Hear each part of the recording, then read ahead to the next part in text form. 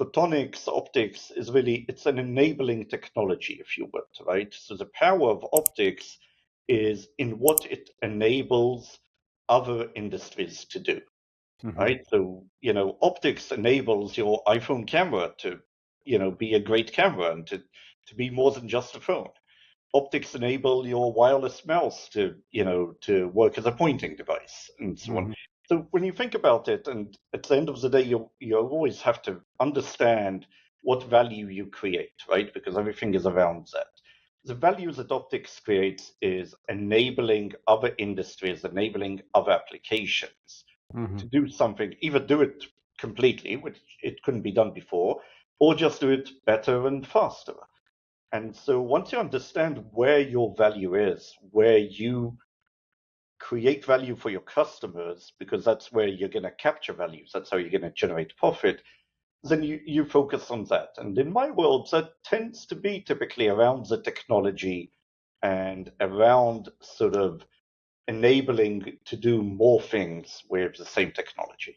Hey, I'm Nate Wheeler. I am the host of Manufacturing Insiders Podcast. Really want to thank you for joining today. I hope that you learned some really great insights from this manufacturing leader that you're about to hear from.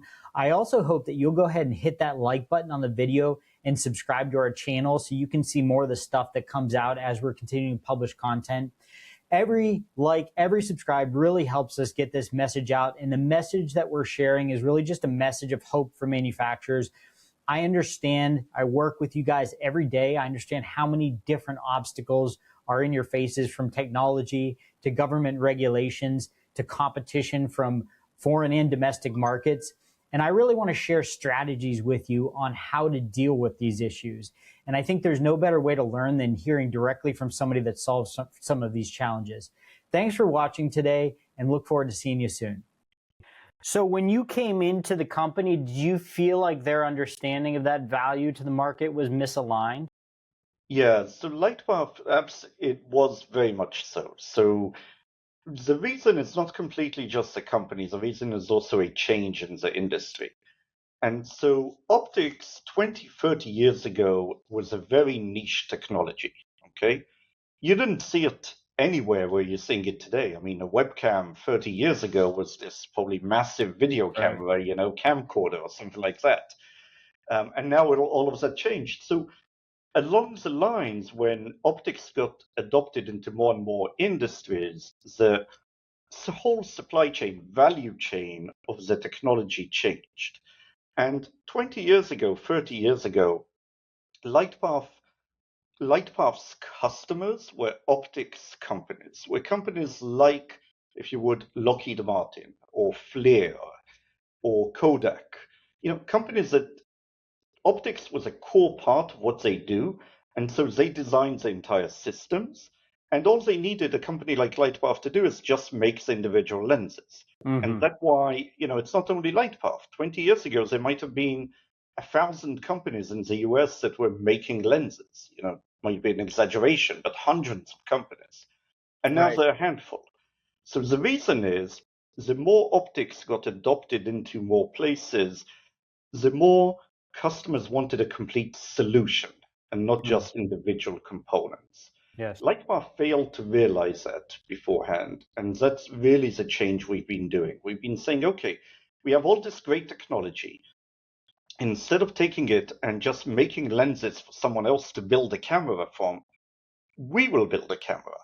And if you would, instead of selling glass, we're now selling pixels. We're selling images because we're selling imaging capabilities.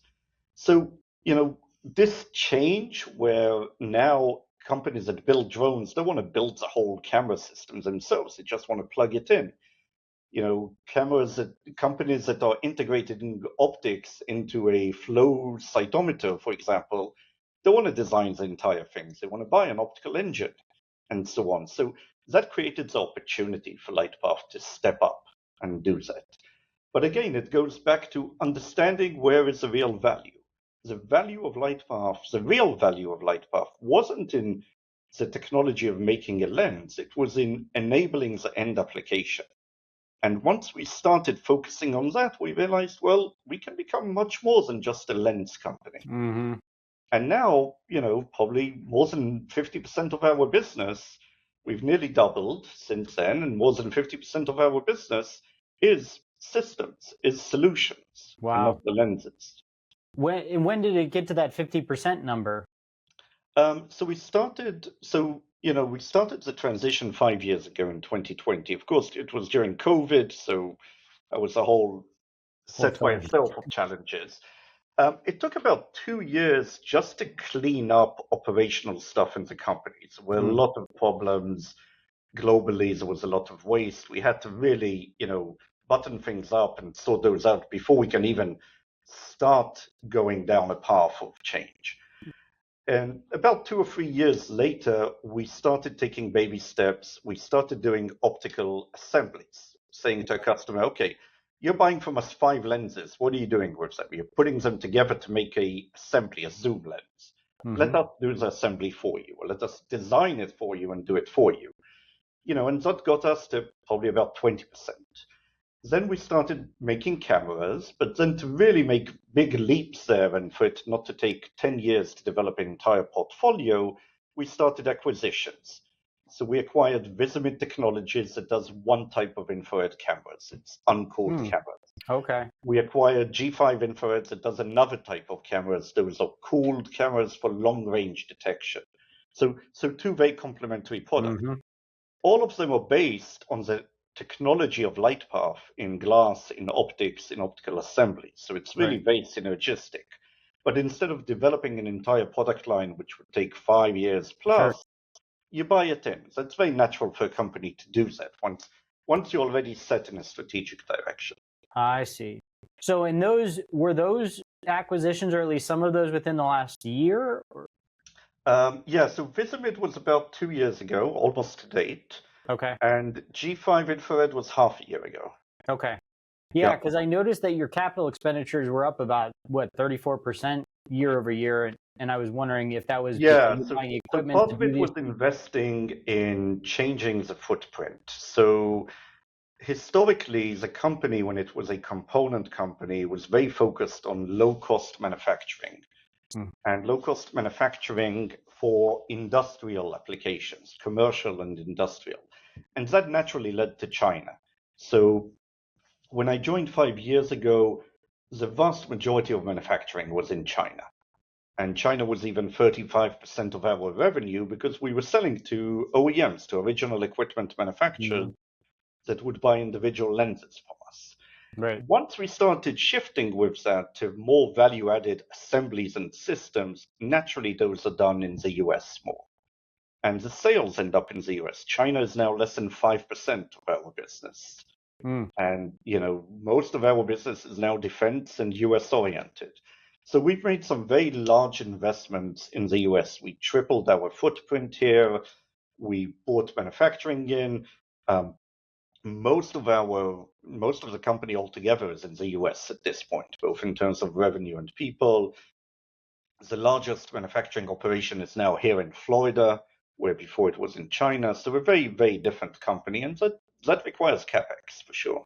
For sure, yeah. And I mean, it definitely took some foresight, I would imagine, to make the decision, because you're increasing your cost for production by doing it in the US, but now you appear to be positioned very well compared to some of your competitors because of the political environment, geopolitical environment.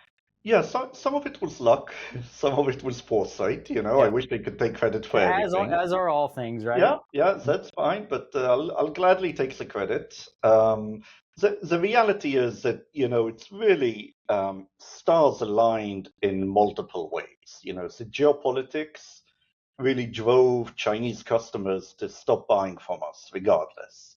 And so we started looking for other avenues, and those tended to be more US. We had a feeling that the whole situation with critical minerals like germanium and gallium is going to come to a blow at some point. Yep. And we had already a core technology of infrared glass that replaces those materials. We just, doubled down on that and invested much more heavily. We went out and we licensed some additional technology for that. And we made investments, and some of the investments were made actually by the government that said, we found partners inside the government that understood already, 4 years ago that it's time to start building up manufacturing in the US again. Mm-hmm. And so, there was a lot of good things that aligned. And it also happened to be that our operation in China had fraud going on. So it sort of incentivized me even more to, reduce that one and move back to the US. So, but everything seems to have worked out really well now for that. Yeah, very much so. Yeah. And so the material that you mentioned, so the glass is characterized as what? Chalcogenic. To simplify it, we call it black diamond. So we trademarked black diamond as a name. Yep. And, then no one needs to break their teeth trying to understand any chemical compositions like that. Right. But arsenic and selenium, yes? That's one of them, yeah. So chalcogenites are actually a family of materials. It's sulfurs and arsenic and selenium and others. And some of the materials we dope it are not even chalcogenites, they're other materials. But that is sort of some of the beauty of it, because historically, glass or crystals that were used in infrared optics, like silicon, germanium, and gallium, those are naturally occurring materials. So the properties that nature gave them are the properties you have. You cannot really change them that much. Mm-hmm. But once you start making glass is a synthetic material, really. It's a chemical composition. Now you can start tweaking it. And you can add a little bit more of that, a little bit less of that, and, play around with that, a bit more scientifically than I'm doing with my hands, but come up with now 20 compositions that are slightly different from each other, but are so complementary to one another.